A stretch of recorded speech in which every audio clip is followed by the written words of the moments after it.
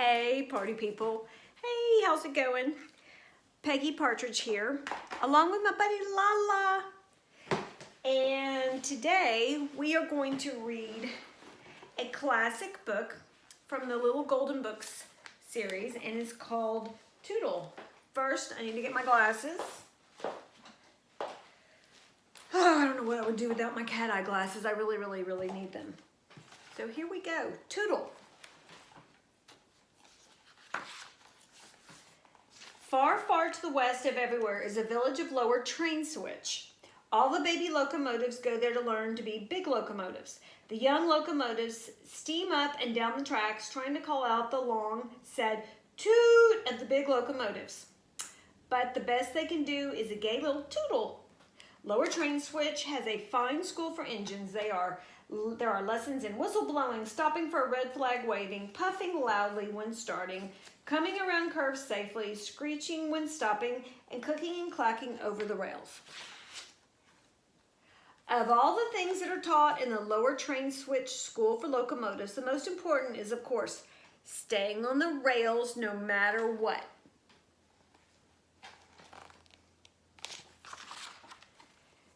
The head of the school is an old engineer named Bill. Bill always tells the new locomotives that he will not be angry if they sometimes spill the soup pulling the diner or if they turn the milk to butter now and then, but they will never be good trains unless they get 100 A+ in staying on the rails no matter what. All the baby engines work very hard to get 100 A+ in staying on the rails. After a few weeks, not one of the engines in the lower train switch school for trains would even think of getting off the rails no matter what. Well, no matter what. One day, a new locomotive named Tootle came to school. "Here is the finest baby I've seen since old 600, thought Bill. He patted the gleaming young locomotive and said, "How would you like to grow up to be the flyer between New York and Chicago?" "If a flyer goes very fast, I shall like to be one," Tootle answered. "I love to go fast. Watch me." He raced all around the roundhouse.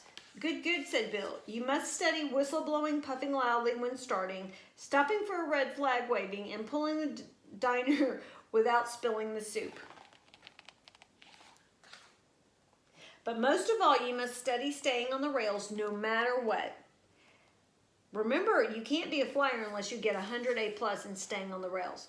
Tootle promised that he would remember and that he would work very hard. He did too.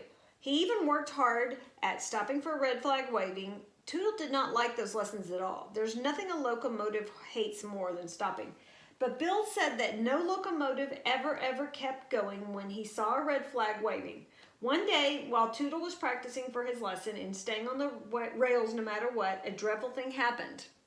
He looked around the meadow he was running through and saw a fine, strong, black horse. "Race you to the river," shouted the black horse and kicked up his heels. Away went the horse. His black tail streamed out behind him and his mane tossed in the wind. Oh, how he could run! "Here I go," said Tootle to himself. "If I'm going to be a flyer, I can't let a horse beat me," he puffed. "Everyone at school will laugh at me." His wheels turned so fast that they were silver streaks. The cars lurched and bumped together, and just as Tootle was sure he could win, the tracks made a great curve. "Oh, whistle!" cried Tootle. "That horse will beat me now. He'll run straight while I take the great curve." Then the dreadful thing happened. After all that Bill had said about staying on the rails no matter what, Tootle jumped off the tracks and raced alongside the black horse.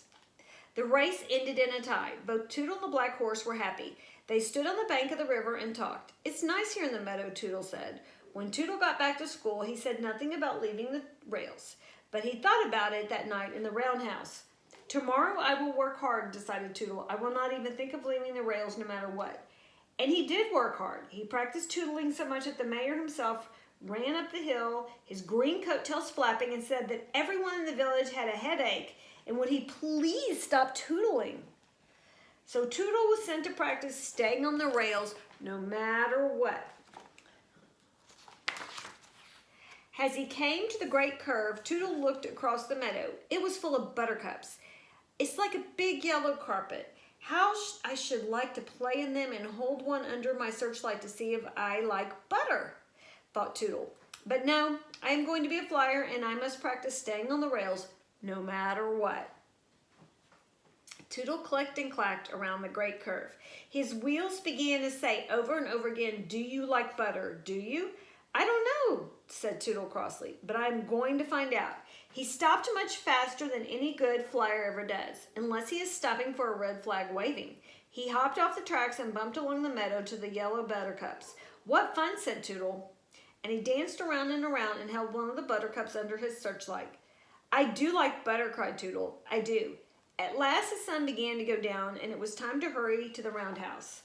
That evening, while the chief oiler was playing checkers with old Bill, he said quietly, "It's weird. It's very weird, but I found grass between Tootle's front wheels today." Said Bill. "There must be grass growing on the tracks." "Not on our tracks," said the day watchman, who spent his days watching the tracks and his nights watching Bill and the chief oiler play checkers. Bill's face was stern. Tootle knows he must get 100 A+ in staying on the tracks rails no matter what if he's going to be a flyer. Next day, Tootle played all day in the meadow. He watched a green frog and he made a daisy chain. He found a rain barrel and he said softly, "Toot, toot," shouted the barrel. "Why, I sound like a flyer already," cried Tootle. That night, the first assistant oiler said he had found a daisy in Tootle's bell. The day after that, the second assistant oiler said that he had found a hollyhock flower floating in Tootle's 8 bowls of soup. And then the mayor himself that he had seen Tootle chasing butterflies in the meadow. The mayor himself said that Tootle had looked very silly too. Early one morning, Bill had a long talk with the mayor himself. When the mayor himself left the lower train switch school for locomotives, he laughed all the way to the village.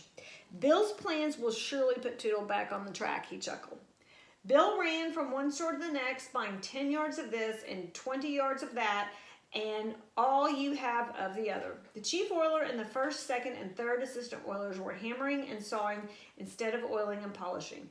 And Tootle was in the meadow watching the butterflies flying and wishing he could dip and soar as they did. Not a store and lower train switch was open the next day, and not a person was home. By the time the sun came up, every villager was hiding in the meadow along the tracks, and each of them had a red flag. It had taken all of the red goods in lower train switch and hard work by the oilers, but there was a red flag for everyone. Soon Tootle came tootling happily down the tracks. When he came to the meadow, he hopped off the tracks and rolled along the grass. Just as he was thinking what a beautiful day it was, a red flag poked up from the grass and waved hard. Tootle stopped, for every locomotive knows he must stop for a red flag waving.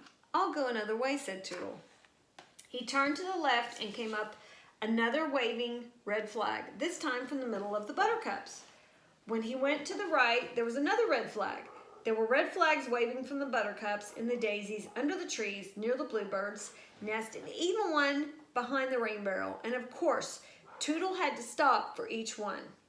For a locomotive must always stop for red flag waving. "Red flags," muttered Tootle. "This meadow is full of red flags. How can I have any fun? When I start, I have to stop. Why did I think this meadow was such a fine place? Why don't I ever see a green flag?" Just as the tears were ready to slide out of his boiler, Tootle happened to look back over his coal car. On the track stood Bill, and in his hand was a big green flag. "Oh," said Tootle. He puffed up to Bill and stopped. This is a place for me," said Tootle. "There's nothing but red flags for locomotives that get off their tracks." "Hooray," shouted the people of Lower Train Switch, and jumped up from their hiding places. "Hooray for Tootle the flyer." Now Tootle is a famous 2 miles a minute flyer. The young locomotives listen to his advice. Work hard, he tells them, and always remember to stop for a red flag waving, but most of all, stay on the tracks no matter what. That's a classic little golden book with the story of Tootle. I'm Peggy Partridge, and check back for more stories.